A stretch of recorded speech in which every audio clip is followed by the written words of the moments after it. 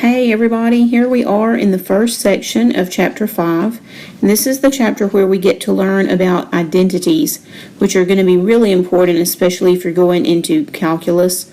You'll want to know how to use identities to simplify expressions to make your work easier.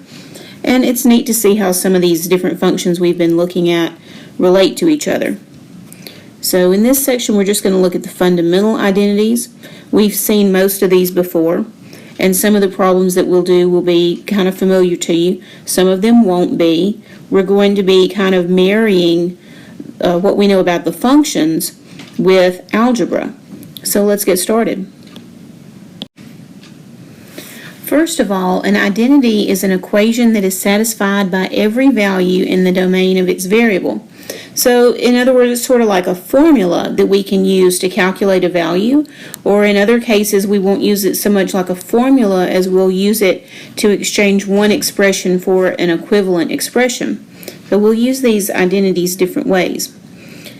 Almost all of the identities that we'll see in this section, we've already seen in Chapter 2, or actually I think at the end of Chapter 1. And the better you know these identities, the better you'll do in this chapter. There is absolutely no substitute for knowing these identities. So please do memorize the identities that we'll learn in this section. And like I said, most of them you already know and understand, but it just really does help to have them committed to memory so that when you see an opportunity to use one, you'll recognize it. Now here are the negative angle identities. I think this may be the only set of identities that we haven't already seen. Notice that it says the sine of a negative angle is equal to the negative of the sine of the positive angle. So in other words, the sine of the negative angle is opposite the sine of the positive angle. And the same thing goes for cosecant, because sine and cosecant, you know, are reciprocal angles. If it's true for sine, it's also going to be true for cosecant. The cosecant of the negative angle is equal to the opposite of the cosecant of the positive angle. Now let me skip over cosine for a second. Let's look at tangent, because sine and tangent work the same way here. The tangent of a negative angle is equal to the opposite of the tangent of the positive angle. And the same thing for cotangent. But now cosine is different. Notice that the cosine of the negative angle is equal to the cosine of the positive angle. So, you know, on these other identities that we've looked at, it looks like the negative sign gets pulled out front. You almost, if you didn't know any better, you could think you were factoring that negative out. That is not what's happening truly, but it does look that way when you just look at the formula. When you get to cosine, you can see that there's something else going on, because the negative doesn't get factored out. It just disappears completely. And the same thing for secant. The secant of a negative angle is equal to the secant of a positive angle. So let's turn the page and see what's going on with these different functions. Now first, let's look at the negative angle identity for sine. We just saw the sine of negative theta is equal to the negative sine of positive theta, and I want us to see if we can figure out why that's true. So I'm going to start by drawing us a positive theta and a negative theta. And so notice that positive theta is in quadrant 1, and negative theta has got to be the same number of degrees, so it's going to be in quadrant 4.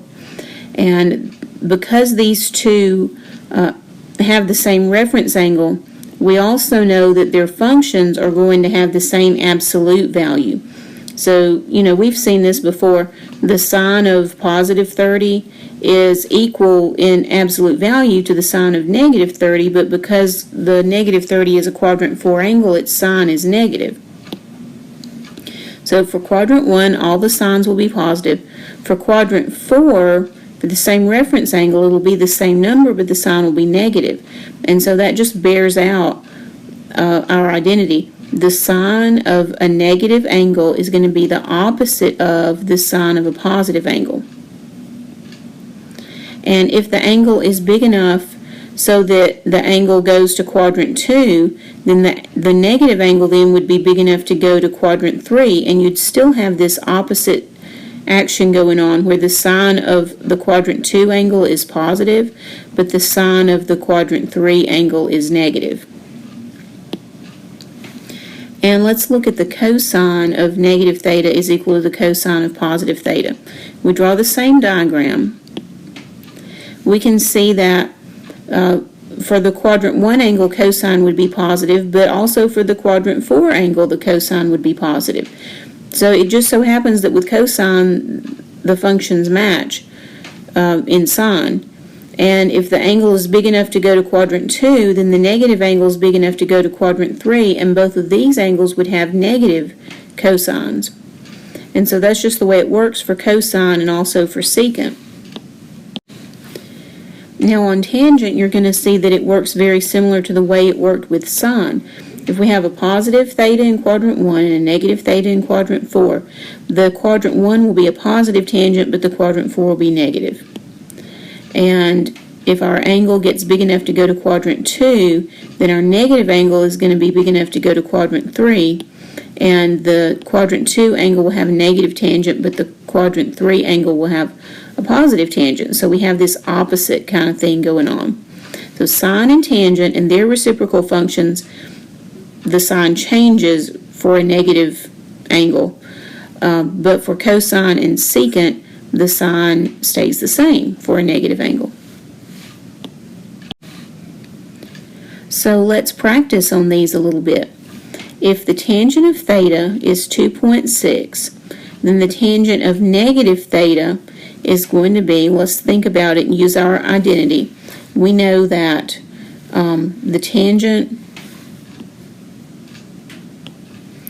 of negative theta is equal to the negative of the tangent of positive theta. So if the tangent of theta is 2.6, then the tangent of negative theta is going to be the opposite of that. So it's going to be negative 2.6. Okay, on the second one, if the cosine of theta is negative 0.65, then the cosine of negative theta is also going to be negative 0.65, because we know from our negative angle identity that the cosine of a negative angle is equal to the cosine of the positive angle. And let's look at this last one. If the sine of theta is 2/3, then the negative sine of negative theta is going to be what? Now, the sine of negative theta would be the opposite of this, but there's another negative sign in front here. So it would be negative 2/3, which is just going to come out 2/3. Okay, now here are the reciprocal identities, and we've been using these just about ever since we started the course. We know that the cotangent of theta is equal to the reciprocal of tangent, the secant is equal to the reciprocal of cosine, and the cosecant is equal to the reciprocal of sine. And we've been using these all along, but we've maybe never really used them in an algebraic way where we use them to exchange one expression for another. But we now can do that. We can switch between reciprocal functions by moving the function from top to bottom or bottom to top. So this is the way I say it in my head. Cotangent in the top is equal to having tangent in the bottom. Secant in the top is equal to having cosine in the bottom.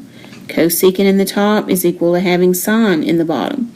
And usually, if we have cotangent, secant, or cosecant, the first thing we want to do is get rid of those functions and work with these more familiar ones.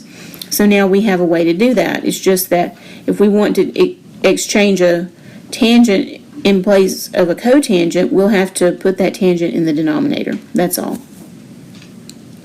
So we're going to practice with that a little bit here.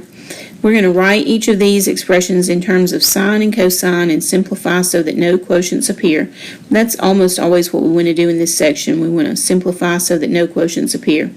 So here's, I just made this one up. It's not the number that you see up here. But it says sine of x times cosecant of x. Now see, either of these could be changed out for its reciprocal, but usually what we want to do is leave the sine in place and just get rid of the cosecant. So we now know that we leave the sine where it is, but the cosecant can be changed out for a sine in the denominator. See, cosecant in the top is equivalent to sine in the denominator. And now we can see that sine over sine is going to simplify to 1. And we'll do one more here. I have tangent of x over cotangent of x. And I could use my reciprocal identity on either one of these, but really it's only to our advantage to use it on the cotangent. So let's take the cotangent from the denominator and we can move that to the top, and it will become the reciprocal of cotangent, which is tangent. Okay, so now instead of tangent divided by cotangent, I have tangent times tangent, which of course is tangent squared. Okay, now we're going to look at number 46 and number 63 from the book. Notice that the instructions say write in terms of sine and cosine and simplify so that no quotients appear. Now, we haven't really learned all the identities we need to do this yet, but we've seen them before. I just don't know if you'll remember from the end of, I believe, chapter 1 when we saw this last time. But we've got here secant of x divided by cosecant of x.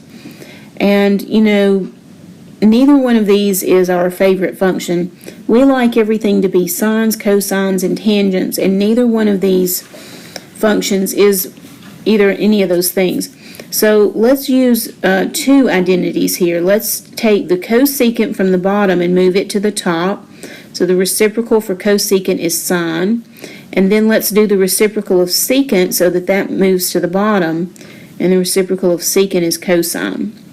Okay, now, I don't know if you'll remember, but at the end of chapter 1 we had a quotient identity, and we haven't officially learned it yet.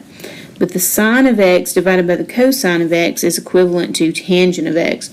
And we are going to look at that in a second, but since they said simplify so that no quotients appear, we needed to do that last step, because if we left it this way, this is a quotient. And let's look at 63. Cosine of theta times cosecant of theta. Now the cosine of theta I don't have a problem with, so let's leave that function alone. But let's take the cosecant and move it to the denominator, so the reciprocal of cosecant is sine. And now, if you remember that sine over cosine is tangent, you may also remember that cosine over sine is cotangent. And so we have fulfilled the instructions. We have written it as sines and cosines and simplified so that no quotients appear in the answer. Okay, now here are our quotient identities officially. We see that the sine of theta divided by the cosine of theta is equal to the tangent of theta, and the cosine divided by the sine is the cotangent. In any case where the cosine is 0, that means tangent will be undefined. In any case where sine is 0, that means cotangent will be undefined. And let's look at our diagram and see if we can figure out why these identities are true. I think we actually have looked at this earlier, but I want us to go through it again because I think it's very helpful for you to understand where the identities came from. So here is a circle, could be a unit circle, but not necessarily. So we'll just label this as R. And this point is x comma y. And then, of course, you know, that gives us the triangle here where the horizontal side is x and the vertical side is y. Now, we know the definition of tangent is y over x. And you can see that if we multiply the top and the bottom by 1 over r, then the top will say y over r and the bottom will say x over r. And remember now, y over r is the definition of sine theta, and x over r is the definition of cosine theta. And so there's your identity. The tangent of theta, if we use the definition and do a little algebra on it, gives us the quotient equivalent, sine of theta over cosine of theta. We can do the same thing for cotangent. Cotangent is x over y. but we multiply top and bottom by 1 over r, we get this set up, and then of course that is going to be cosine in the top and sine in the bottom. Now here are the Pythagorean identities. All of these come from the Pythagorean theorem. I know you probably remember looking at these before, but they are about to become star players for the rest of the chapter. So you'll really want to make sure that you memorize these, that you know them well, so that when you see an opportunity to use one of them, you'll be able to take advantage of it. We have sine squared theta plus cosine squared theta equals 1. Tangent squared theta plus 1 equals secant squared theta, and 1 plus cotangent squared theta equals cosecant squared theta. And let's see why these are true. So here we are with this diagram again that we've used so many times before. We've got a circle whose radius is r, and we've got an angle marked off here labeled theta. And this point is going to be x comma y, which allows us to draw this triangle and label the horizontal and vertical sides as x and y.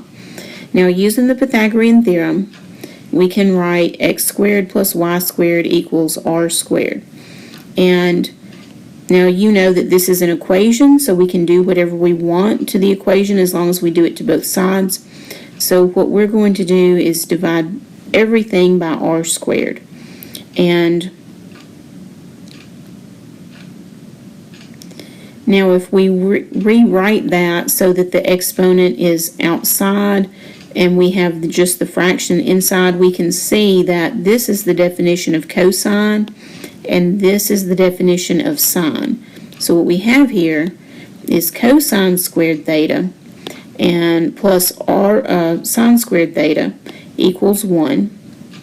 And that's our Pythagorean identity, just with the terms mixed up a little bit, but it's the same formula that we had on the previous slide.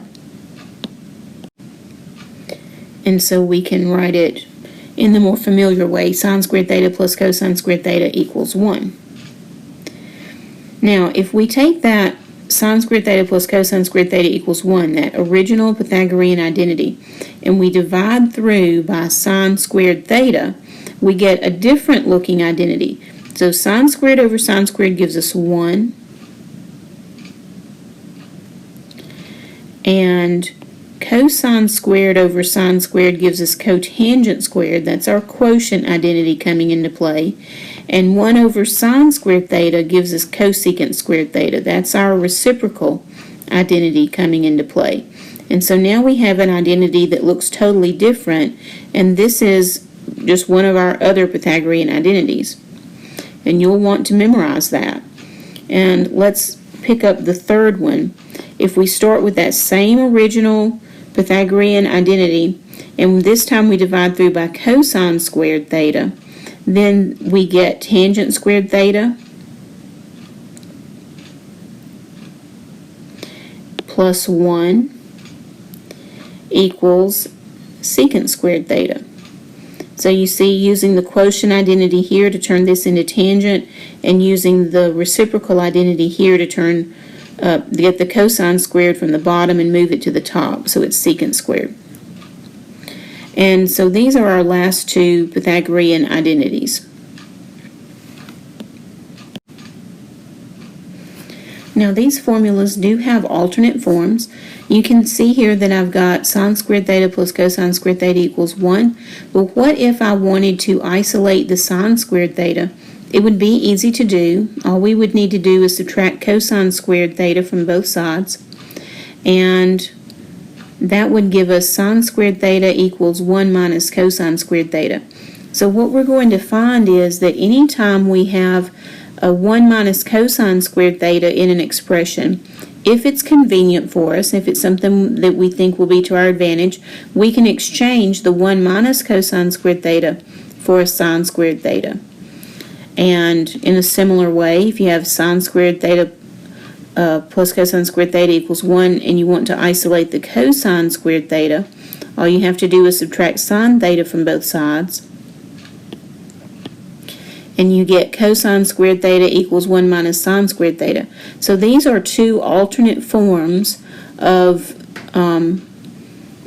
the original Pythagorean identity that we have.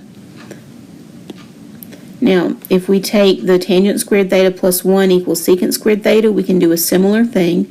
We can either isolate the 1 by moving the tangent squared theta to the right side, or we could isolate the tangent squared by moving the 1 to the right side. And we can take the other identity. We can either isolate the cotangent squared or the 1. And so here we have two alternate forms for each identity.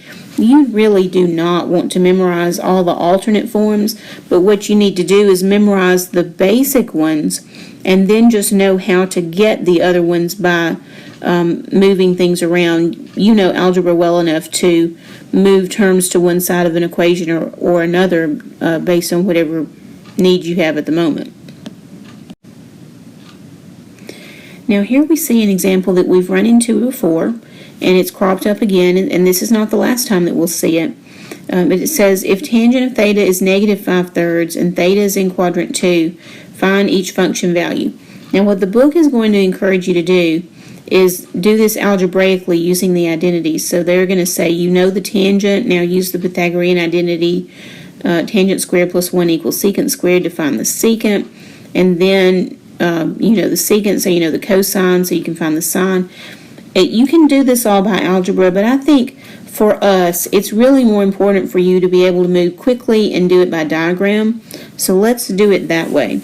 Let's draw ourselves a diagram, and they said quadrant 2 angle, so here's our quadrant 2 angle, and we know the definition of tangent is y over x, so we'll label the y side and the x side of our triangle with a 5 and a 3, and now we need to find r. So we know we're looking for the hypotenuse, so we need to add the squares, and so 25 plus 9 is going to be 34, and if r squared is 34, that means r is square root of 34. Okay, now secant is the reciprocal of cosine. Cosine is x over r, so secant is going to be r over x. And also, this is a quadrant 2 angle, so secant needs to be negative. Okay, how about sine? Sine is y over r, so that needs to be 5 over square root of 34, and it's positive because sine is positive in quadrant 2.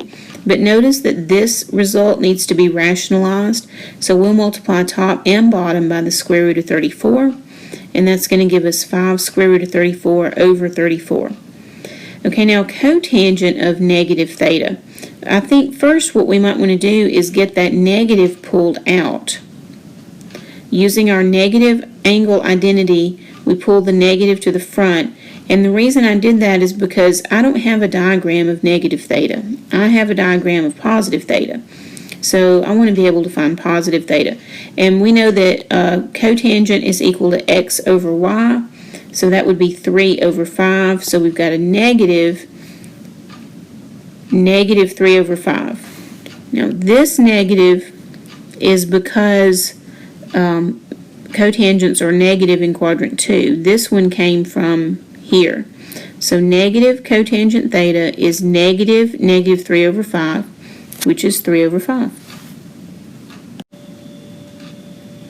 And let's do a similar problem here. If the tangent of theta is negative square root of 6 over 2, and the cosine of theta is positive, we want to find the sine of theta. Now notice this time they did not tell us what quadrant theta is in, but we do have enough information to figure it out. Where can we have a negative tangent and a positive cosine? Well, it would have to be in quadrant 4. And so I've drawn us here a quadrant 4 angle.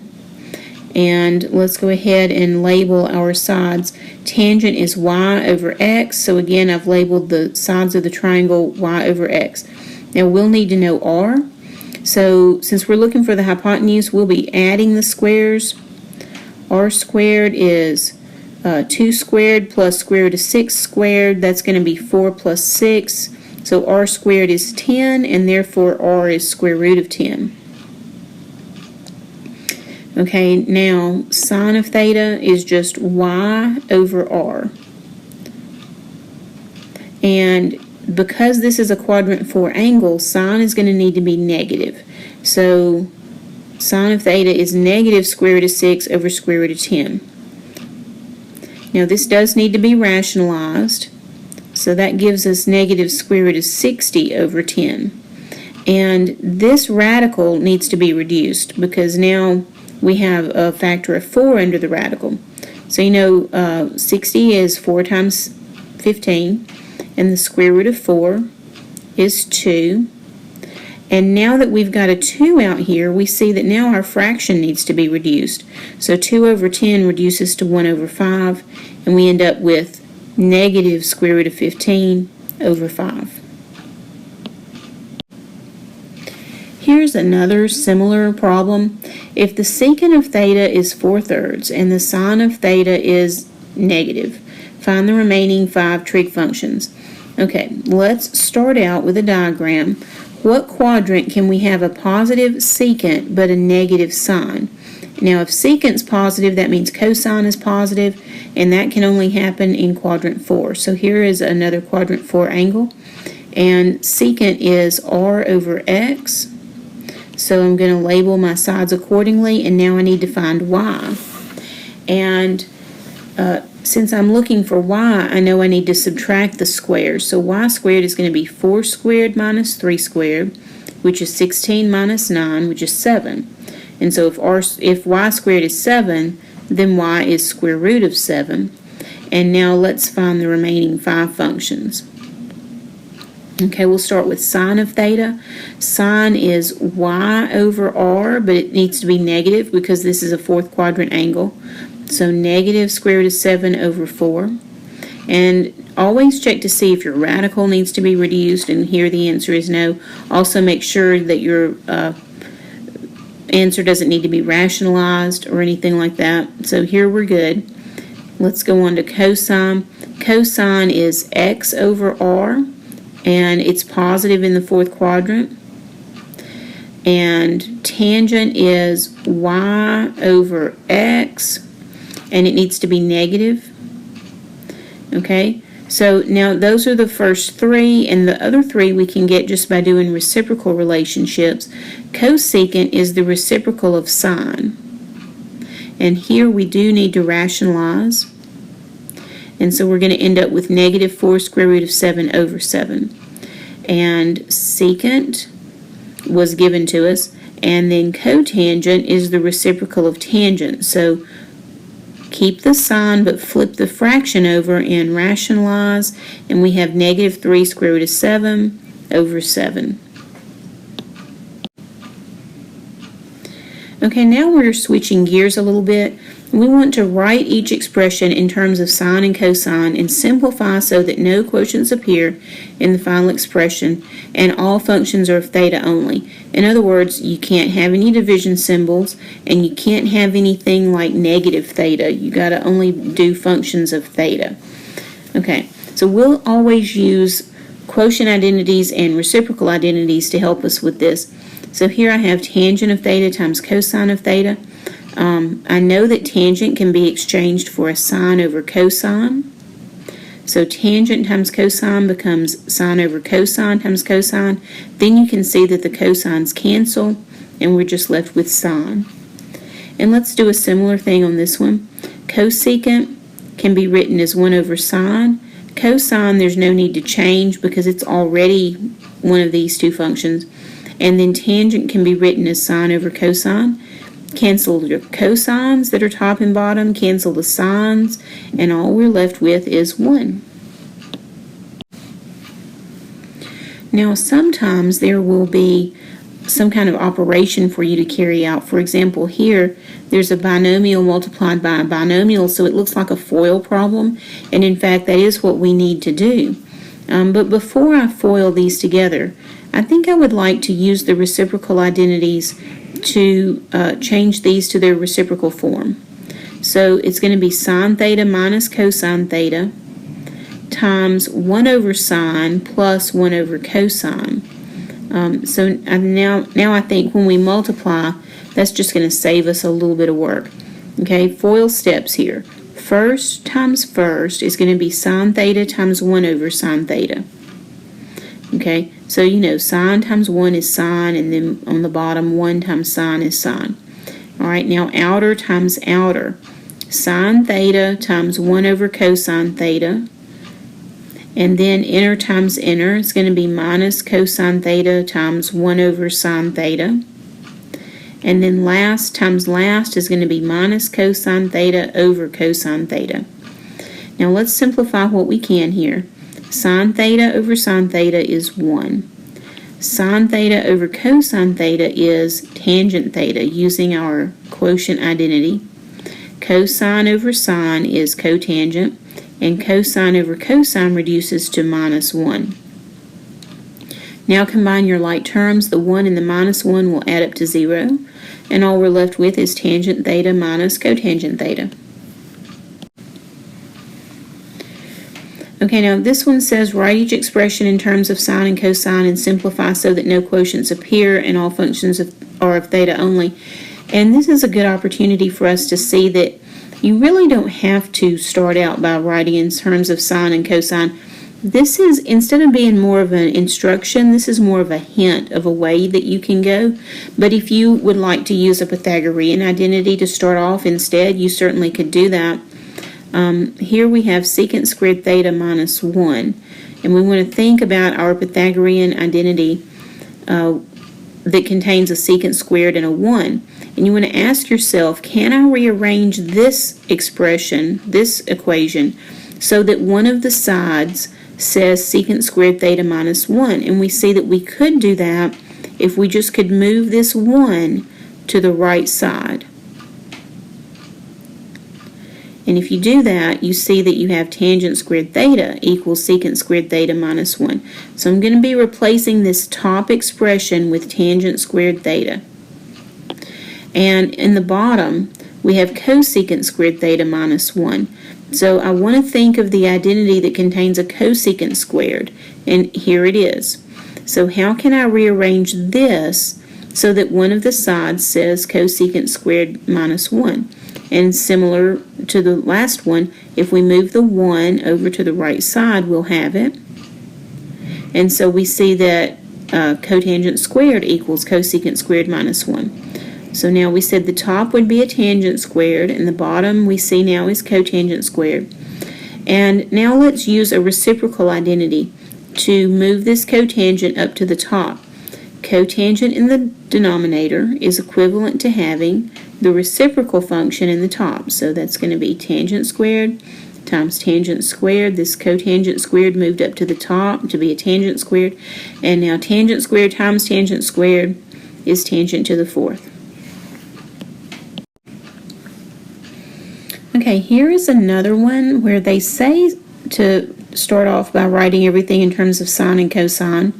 But honestly, when you look at it, you can see that it's got some Pythagorean identity qualities to it. Anytime you see a 1 in a squared function, remember, you're going to think first of your Pythagorean identities, and that usually makes things as the easiest they can be. So let's start off by saying that 1 plus cotangent squared theta is one of our basic Pythagorean identities. We know that that's equal to cosecant squared theta.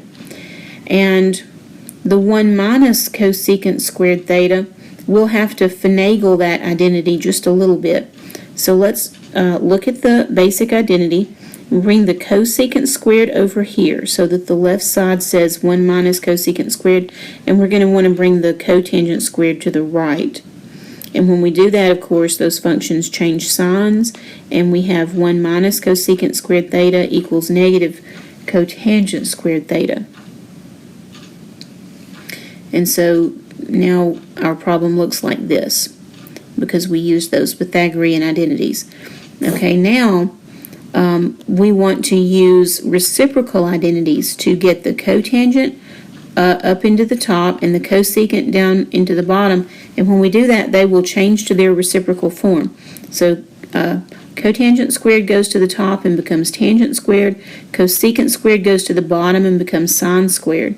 And that was because we used reciprocal identities. And now we want to use a quotient identity to get rid of this tangent squared theta.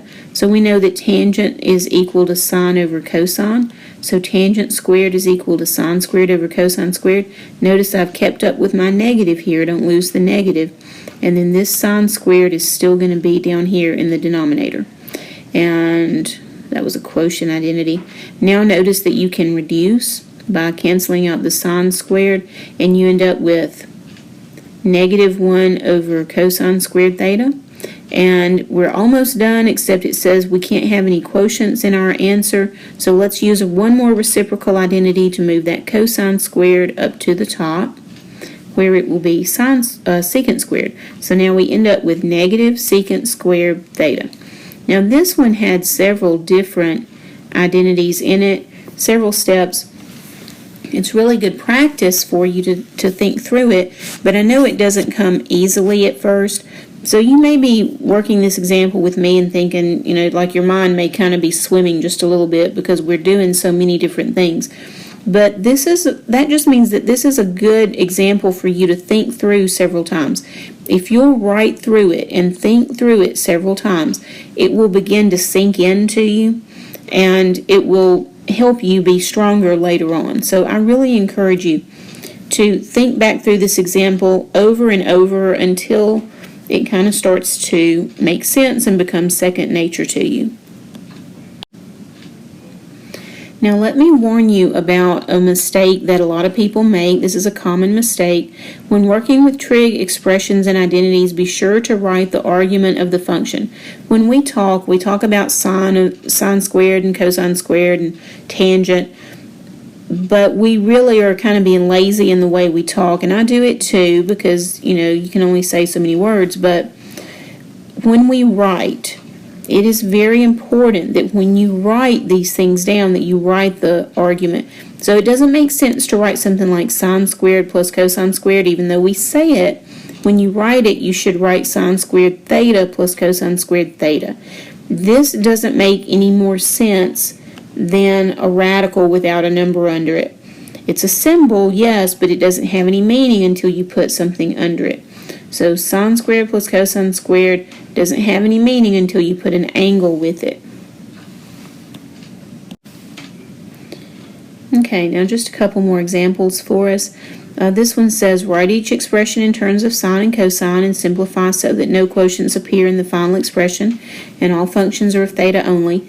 And notice this time we've got a subtraction to do, but there doesn't appear to be any obvious way to do this subtraction. So whenever you see addition or subtraction, when they say simplify it, what they really mean is get a common denominator and combine it.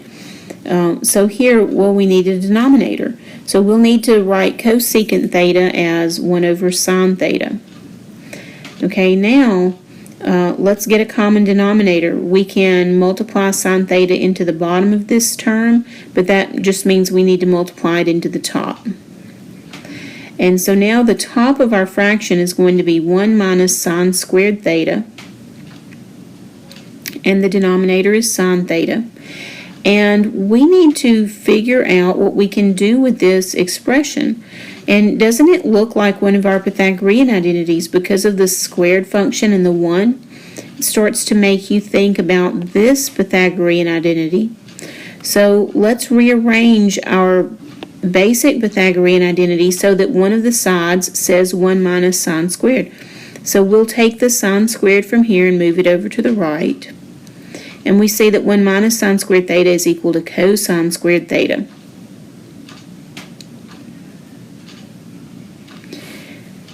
Okay, now you could technically fulfill the instructions by getting rid of the quotient by moving sine up to the top and calling it cosecant, but we can do a little better than that.